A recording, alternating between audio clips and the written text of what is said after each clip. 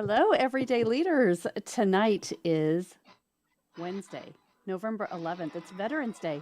Happy Veterans Day to all of you that are watching with us. I am Melahni Ake, and this is the Everyday Leaders platform. And every day I've been trying to bring really interesting, amazing people that are doing incredible things to help and add value to others. And tonight, I can't wait to introduce this next guest. I have his picture here on the screen. And he was recently on the Everyday Leaders 50 and 50 podcast. So if you've been following that for the last 3 years, you know that is all about helping you to develop strategies to overcome everyday obstacles in your life. And so I was recently in a group with Joe Swinger in his Silver Linings Network, and he invited Mike and I, Mike Skrypnek, I've told you who it is now, uh, to do one of his first push offs for his interviews. And so that's how Mike and I met. And so I said, you have to come on Everyday Leaders 50 and 50 and share your story. Because here's the deal, guys. If you've ever thought about a dream and saying, it's not big enough, this is exactly what Mike had did. Mike said, my dream's not big enough. And so I am just so excited, Mike, that you're here. And thank you for joining us tonight to share your story on how we can dream bigger in our lives. Hi, Melanie. I'm very glad to be here. I'm very glad to be here. This is awesome. When I heard your story, I was like, oh my gosh, this is amazing because you think everybody has this path and everybody says, hey, we know what our career is supposed to be. We know what we're supposed to do. We're supposed to go to college and have a career and have 2 kids and a minivan. And you said, okay, I've got that. And I'm pretty happy financially, but you're not fulfilling your dream, right? Right. Yeah. I wasn't at the time. Yeah. I wasn't at the time. Yeah. So what's amazing is you have a story like so many other people in the world of, I just want to be creative. I want to do something bigger. And that's kind of where it all started. Yeah, for me it was like driving home from my office at I don't know, it was after work, and I was listening to myself on the radio in traffic, and it was snowing in Calgary, Alberta in September. And I had just finished telling people that Lehman Brothers went under. So this is 12 years ago. And for me, I was kind of sitting there going, I really hate what I'm doing. And it wasn't that I really hated my life. I was just at a crossroads. And I just realized that what I was doing every day wasn't connected to what I wanted to do in my life and what I was doing around my days. So I decided to change it. And it took a little while to figure that out. But it brought me over to philanthropy. And at the time, because I was in the world of finance, it was monetary. And I said, basically, how can I just give $1 million away to charity every year? And how can I do it in the business that I'm in? And how can I make that work? And so I built a business around it.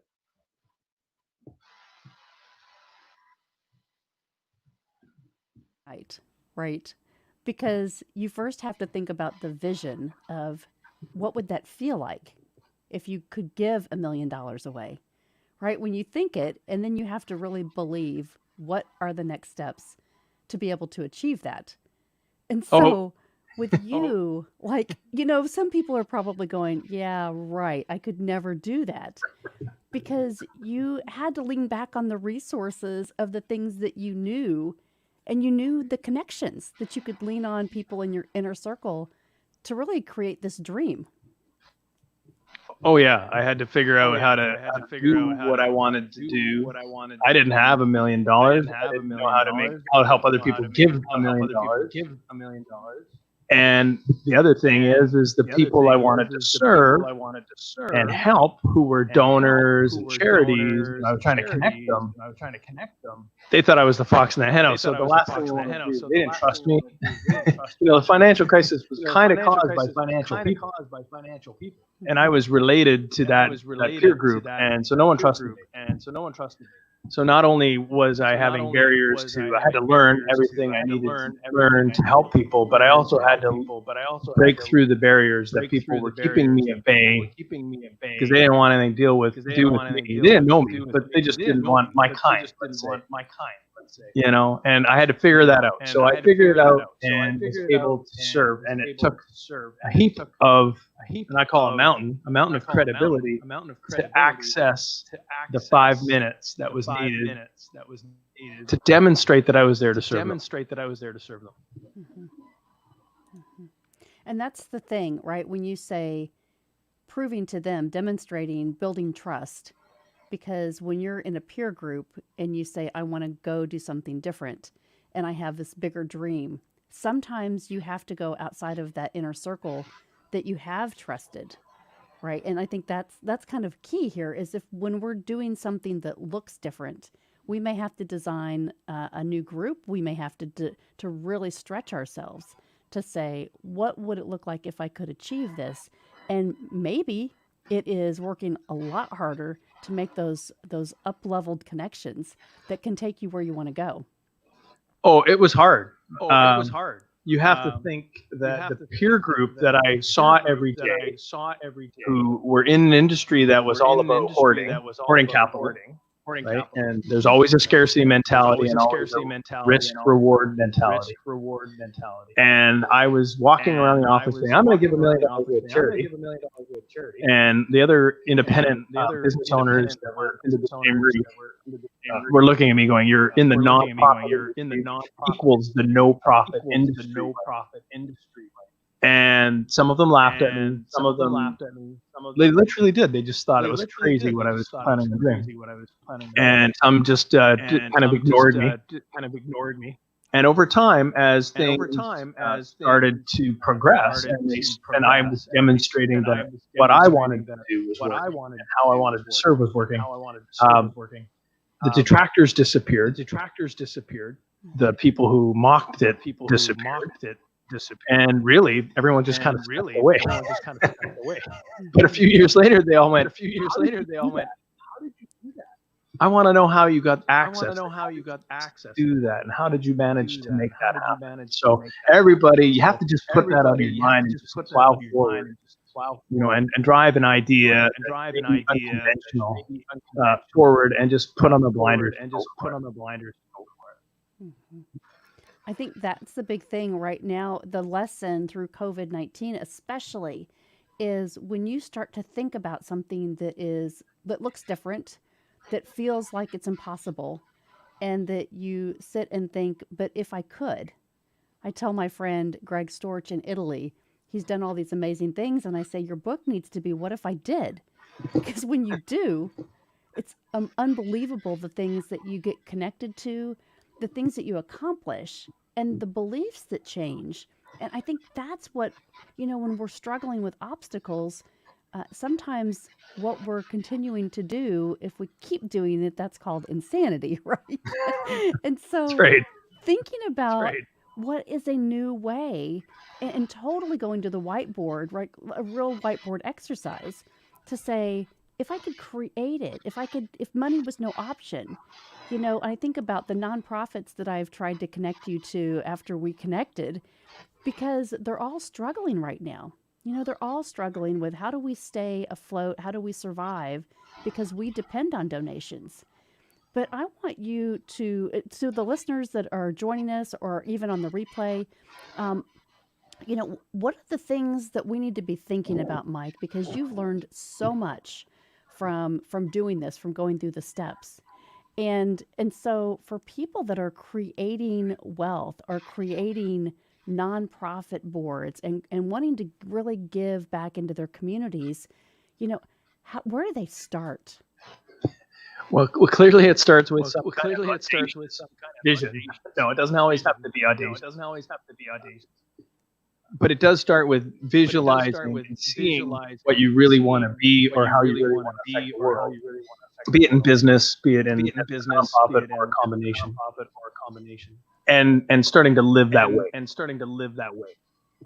And what should be expected is that you have no idea how to be that person in the future, right? So your first step should be seeking out those who've gone there before, who've been close to the path that you're heading on, and who had success. Not people who've tried to fail, tried to abandon, people who truly have had success and know what it's like on the other side. Seek them out.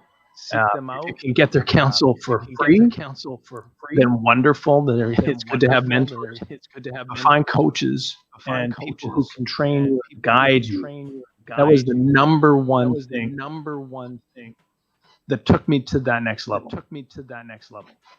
Really, I mean, there's so many other things that execute and all these tactics. But if I didn't have a guide, like I joke that I'm kind of, because I'm not very tall, but I'm not Yoda short, but I'm kind of Yoda short. So I'm like a guide or that guru that can point your direction or lead. Mickey Goldmill in the corner who's always got your back. Those kind of people in my life help me realize that I can be something different than I was. They can help me block out the noisy negativity, and they allow me a path to see a clearer path forward. And then it's not simple. Like we're living in an environment that's very difficult. And no question, now that maybe some political certainties happen, regardless of how people feel about it, there is a little more certainty. The pandemic rages on. And business is different. But there's an indomitable spirit in Western culture in terms of business that we move forward. And the good thing is that there's always a leader and there's always a partner for that leader to move forward with an idea. And I think the big challenge now is finding out who those partners are, who can make you successful. Because a visionary today just can't do it. No, and what you said, and I want to hit on this because there are a lot of people watching right now that are entrepreneurs, right? And I think if they have had a word for 2020, it's probably changed a few times because we've had to pivot. But collaboration is really key. That's how we met, right? Collaborating with Joe and helping him launch a new group. And so I think if you're thinking about servant leadership, that's really the key word I think that people have learned the most is how do I get uncomfortable and get comfortable with that? Because this year has shown everyone, like, okay, I thought I knew how to do this, but not this way. Like, we may have thought about, we know how to do technology, but does everybody in our family and do our customers and does the world? How am I going to sustain business the way that I need to? And so I love what you said there because it is this collaboration thought and showing up, right? Showing up in this mindset that you have to be able to sustain that. And a lot of people, they have a dream, but it's that hard work. Like, right? I would love to get what you have, but I'm not sure that I want to do the work. Oh yeah, and you know how Simon Sinek says start with why. Start with why and lead with yes. Right, lead with yes. Make your first answer when people throw an idea at you. Yes. And then if it doesn't fit, it doesn't work into your model, at least you've taken that step. And that's part of how we connected. The answer was, can we follow up? Yes. Would you like to try seeing where this goes? Absolutely. And I've had lots of those conversations that gone nowhere because we quickly figure it out. But we cannot move forward into anything if we don't lead with yes. Mm-hmm. Lead with yes. I know when you mentioned Simon, I love one of his most recent interviews that he talks about, only deal with customers who believe what you believe, right? And I say this all the time because I say how you do one thing is how you do everything in life.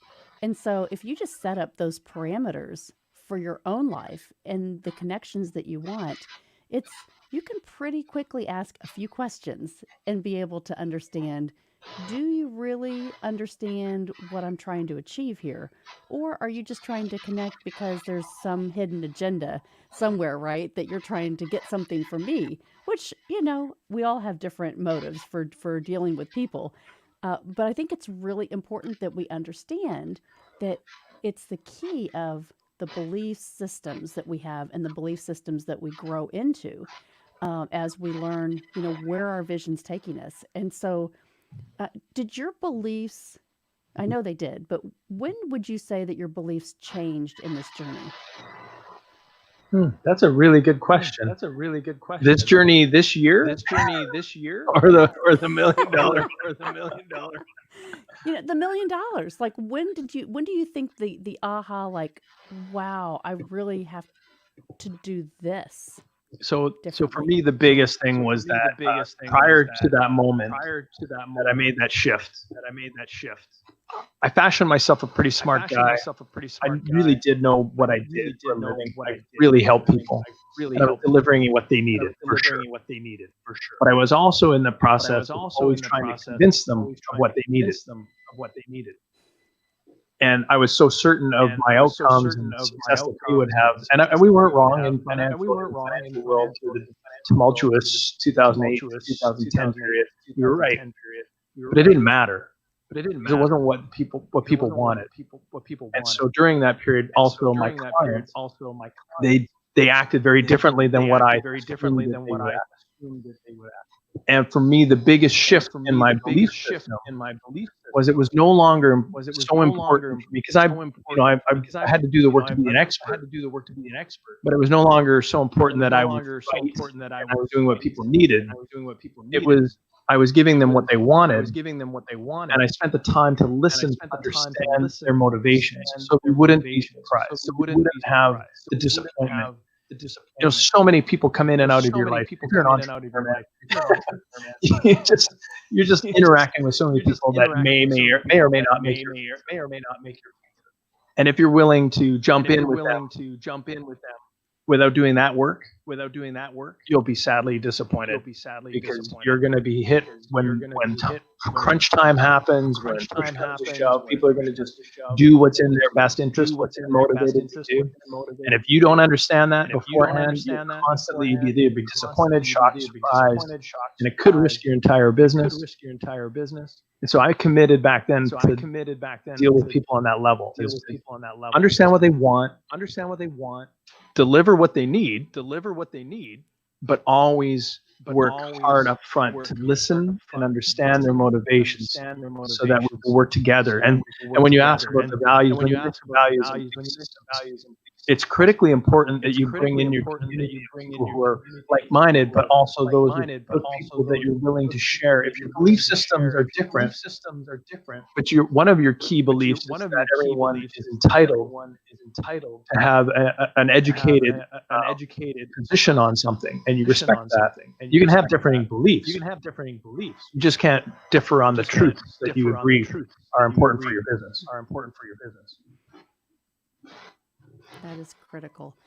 And I want, in saying that, I've got another banner here, which is about everything that you are, right? When we talk about who you are, and you're kind of known as this brand as grow, get, and give. And so you think about, you just talked about this. Success is what you achieve. And then significance is your legacy of what you give.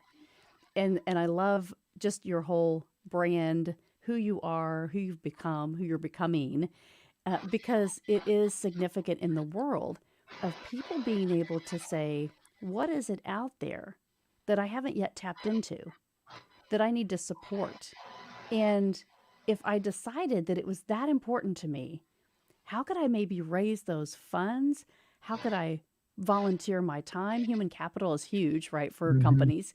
But it's all these things that you think like, okay, I don't have that much money in my bank account, but how could you be motivated?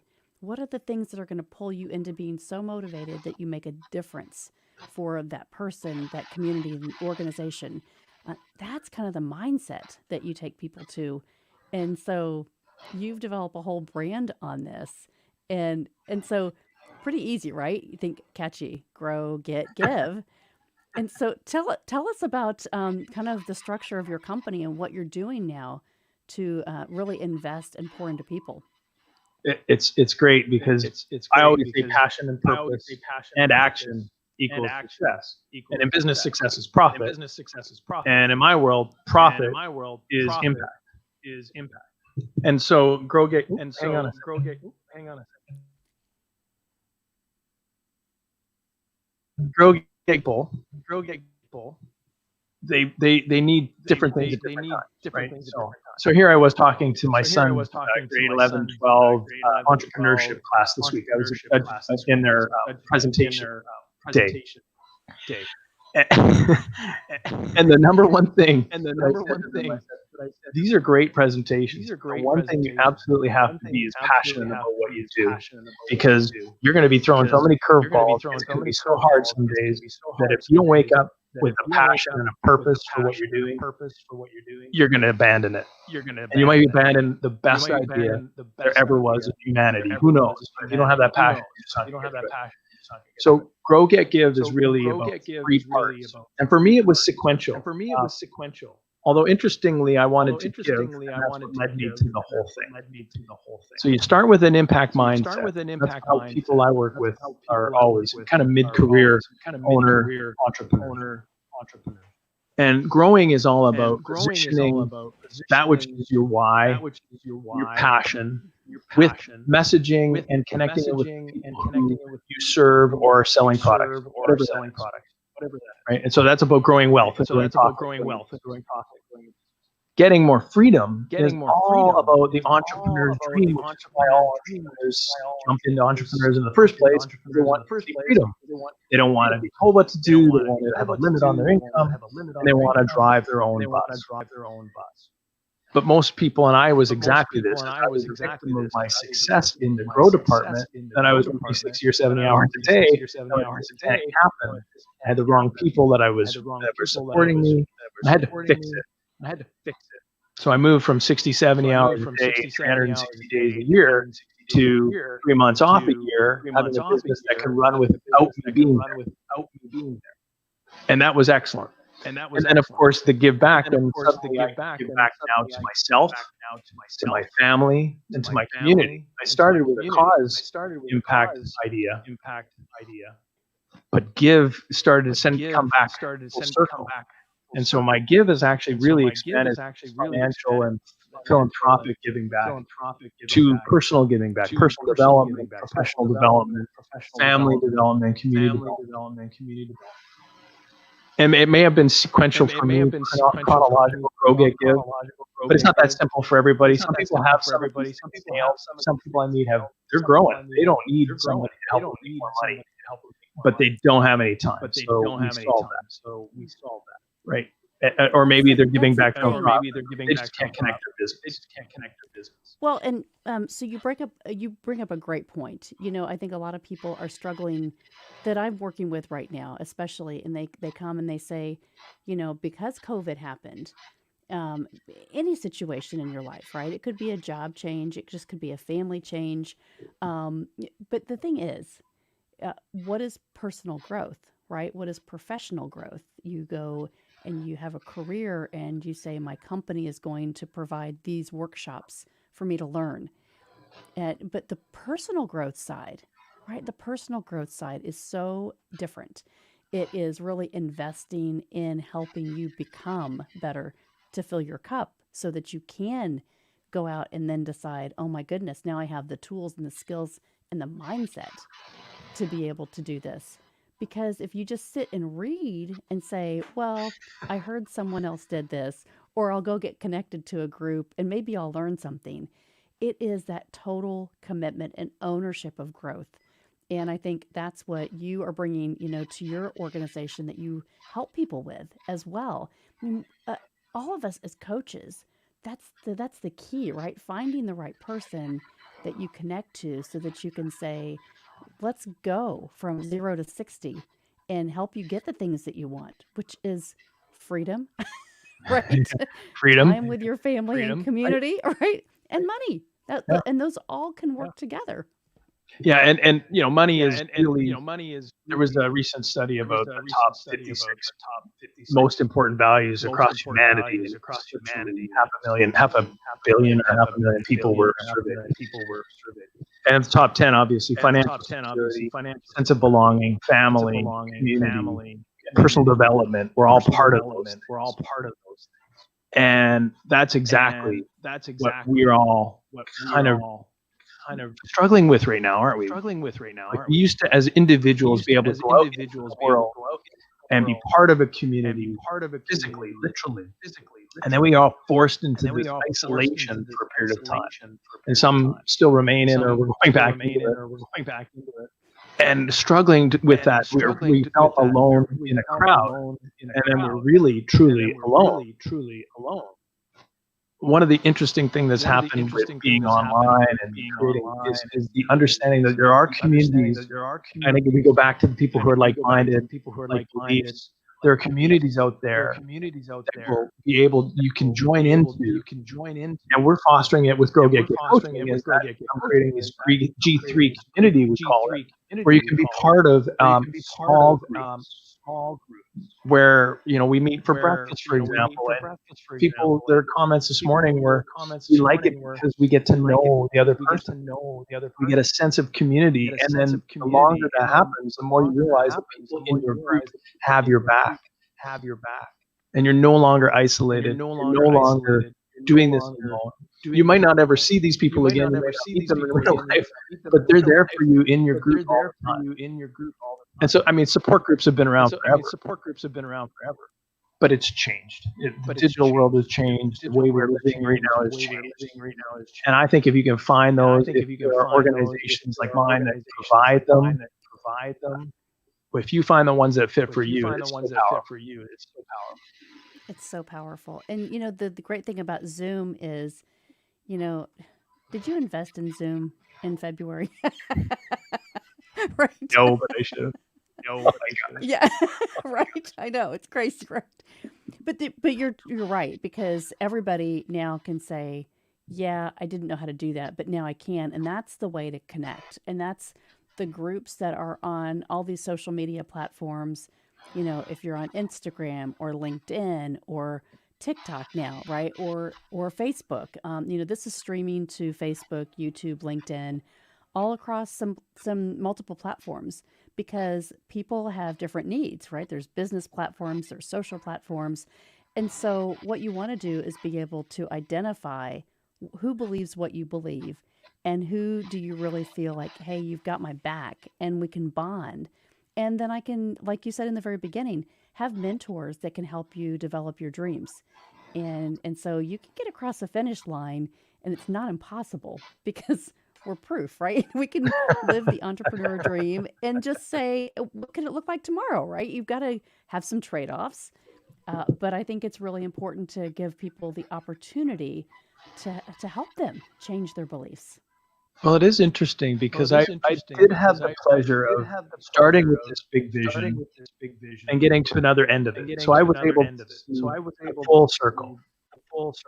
And then I redirected my attention to business coach. And I'm not where my vision is at all right now. And so I'm excited to see what that's going to be like when we get there. But I can see it more clearly, just like I wasn't able to before. But I understand how important that is. And I really think one of the let's go back to the community thing, because I think this is really important.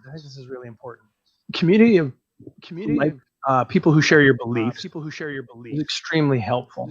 But I also like to bring in people who have differing viewpoints, because I think that we are, and no question, social media, just dial in the right thing over and over again, we're going to see 100 of those same things in our inbox, right? We're subject to the algorithmic rabbit hole that wherever we want to go down.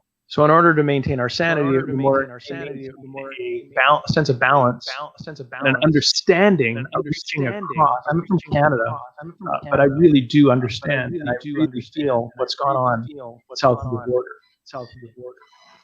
And there's a real strong sense that we really have to begin to understand each other at a deeper level and understand that we agree fundamentally on some key things. I don't think anyone can argue that family, financial security, community, and a sense of belonging and personal development. I don't think those things are arguable.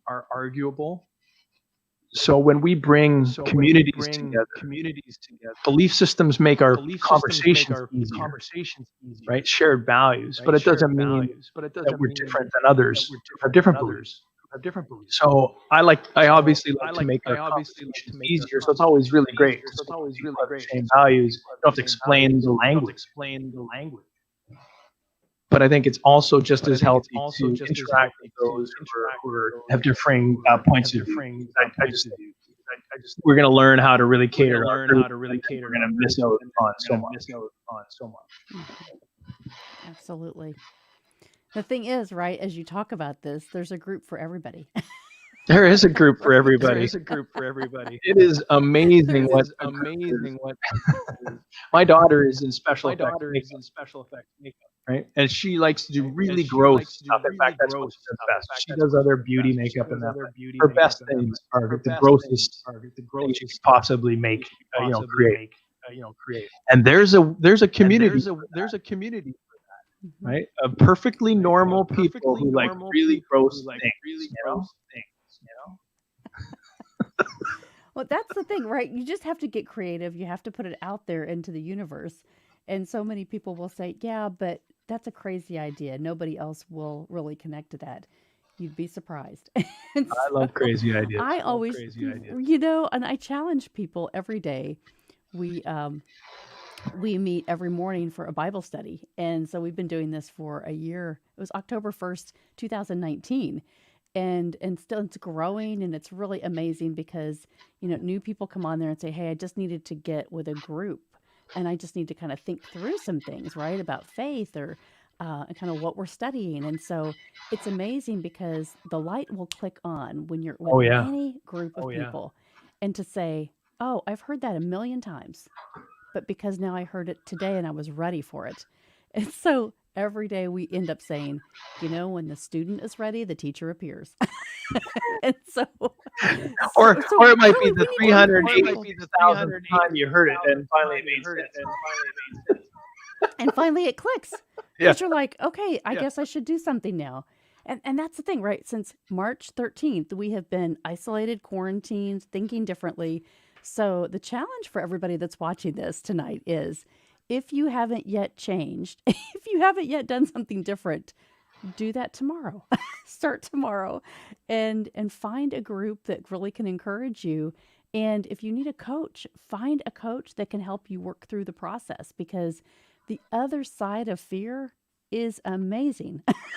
It's amazing. Absolutely. Oh my goodness. And I've always lived by it's not right for everyone. I'm not right for everyone. And you'll find people that really work for you. I work really well for some people, and for others, I'm not necessarily their cup of tea.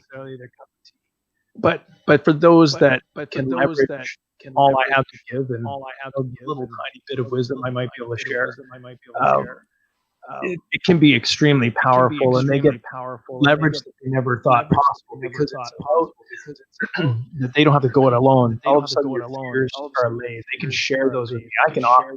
I've got pretty broad shoulders for a short guy, and I could carry the weight of a lot of people's burden, and they can dump it on me, and they can move forward, with fearlessly. Fearlessly. That's right. I'm going to put your quote on here. Decide every day, everyday leaders, decide every day to live a grow, get, give lifestyle and make a big impact. That's your quote. That's it. That's all there is to it.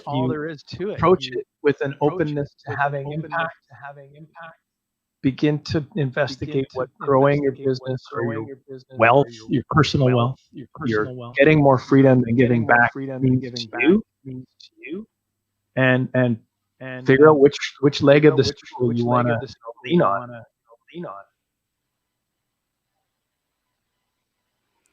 Mike, I have to just thank you from the bottom of my heart for coming on tonight and sharing your time with us. I know it's important. I appreciate everything that you have, that you're giving back and helping so many in the community to lift and believe differently, and to try to really pour into others right now. And so you're just an inspiration, and I know that you have made a big impact for the people that I've connected you to. And so I'm hoping that the ones that watch this tonight, that are either watching it live or on the replay, if you have something that's on your heart that you say, I have an idea, and maybe I can develop that a little bit deeper, connect to Mike. He's got these lives connections on Wednesday mornings, and go to his website here. Go to the gggsecrets.com and make a connection, because you never know, that one connection could be the thing that changes your life, and it's powerful. So, Well, so I'm Bill, challenging they you go to to step into it. if they go to GGG Secrets, they're going to get a book, and they're going to get a link, and they're going to be able to set up a time to talk with me. So for no obligation, for no obligation, 30 minutes. That's, like I said, lead with yes. So I'm yes to conversation. Lead And I'm with happy to yes. do that. And I have to say, Melanie, I really appreciate you. You have you're a thought leader in your own right, but you're also a person who pulls out the truths and some of the most important traits, and maybe some of the wisdom that other people should be sharing. You pull that out of others and allow it to be shared with the rest of the world. So I think that's really great, and I think I'm grateful for you, and giving me that opportunity as well. And every time we talk, Oh, thank you. Big hugs. hugs are good. Just hug. Hugs are yes. Well, and hopefully we all talk about the things that we want to do after COVID, right? And so I would love to. Here's the public invitation. So when we have our next leadership event, usually it's every year to celebrate our everyday leaders. Come and be a part of this. We would love to have you live, and really to connect to the audience. We might do it virtually even. So, but I've got you on my hot list. Well, I'll stay. I'll take the virtual, and then I'll come for the physical. So whenever that's possible. Excellent. Excellent. Well, thank you so much for joining us tonight. I just wish you well. Stay safe. We can wear our mask. Yeah, we will. Thank you. Be safe. This is a tough period. We all have to make some sacrifices to make sure that we all get through this. There is some light at the end of the tunnel. So, it's going to be a long winter, but I think we're all in it. I think we can do it. Do it. You heard it here. You guys are challenged. Go find the right circle so that you can be growing, so that you can get what you need, and then you can give $1 million, just like Mike did. Find a way to do that. I challenge you, right? This is going to be great. So connect to us. Mike, I appreciate you so much. And remember, everyday leaders can change the world. And this one is proof. So thank you again, Mike. Have a great night.